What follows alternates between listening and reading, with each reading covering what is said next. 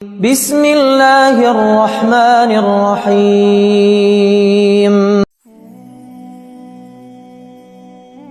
السلام علیکم ورحمۃ اللہ وبرکاتہ۔ پیارے اسلامی بہن بھائیو، جب آپ کہتے ہیں نا اللہ میں تھک چکا ہوں، ہاں رب کریم میں کمزور ہو گیا ہوں، تھکن میری ہڈیوں میں اتر چکی ہے، دل سنبھالے نہیں سنبھلتا اور آنکھیں ہر رات بھیگتی ہیں۔ کبھی تم نے دل سے پکارا ہے؟ اس وقت جب کوئی ساتھ نہیں ہوتا، جب ہر امید ٹوٹ چکی ہوتی ہے اور صرف ایک در باقی رہ جاتا ہے، اللہ کا در۔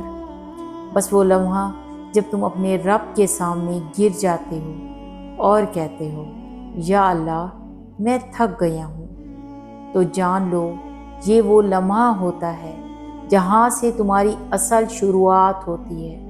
قرآن کہتا ہے فَإِنَّ مَعَ الْعُسْرِ يُسْرًا، بے شک تنگی کے ساتھ آسانی ہے۔ تم نے جب صبر کیا، جب کسی کو اپنا دکھ نہیں سنایا، جب خاموشی سے رب سے مانگا، اللہ سن رہا تھا۔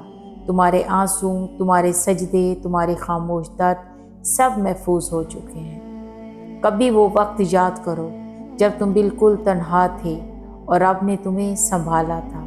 آج پھر وہی رب، بس تمہیں یقین رکھنے کی ضرورت ہے۔ حضرت علی رضی اللہ عنہ کا قول ہے کہ مصیبتیں مومن کے لیے امتحان ہوتی ہیں اور رب صرف انہی کو آزماتا ہے جنہیں وہ بلند کرنا چاہتا ہے۔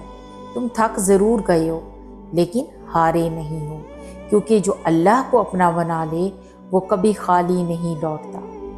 آج رب سے بس اتنا کہہ دو یا اللہ اگر تو میری آزمائش نہیں ہٹا سکتا تو مجھے ان میں صبر دے دے، میرے دل کو اپنی محبت سے بھر دے اور مجھے کبھی خود سے دور نہ کرنا۔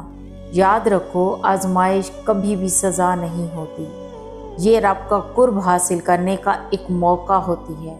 سجدے میں گر جاؤ، خاموشی میں رو لو، رب تمہیں سن رہا ہے۔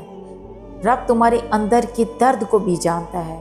اللہ یہ بھی جانتا ہے کہ تم کب روئے، اللہ یہ بھی جانتا ہے کہ تمہارا دل کب ٹوٹا اور تم نے کب کہا اللہ بس اب نہیں ہوتا مجھ سے۔ جانتے ہیں اور پھر وہ رب ایسا دروازہ کھولتا ہے، ایسی روشنی دیتا ہے کہ تم بھول جاتے ہو کہ تم کبھی اندھیرے میں بھی تھے۔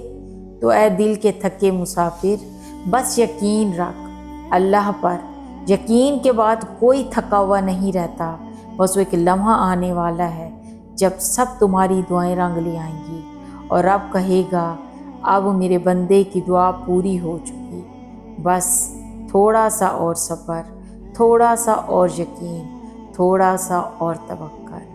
اللہ تعالیٰ آپ سب کی جائز دعائیں قبول فرمائے، آپ کی آزمائشوں کو ختم کرے۔ اللہ آپ سب کا حامی و ناصر ہو۔ اللہ حافظ۔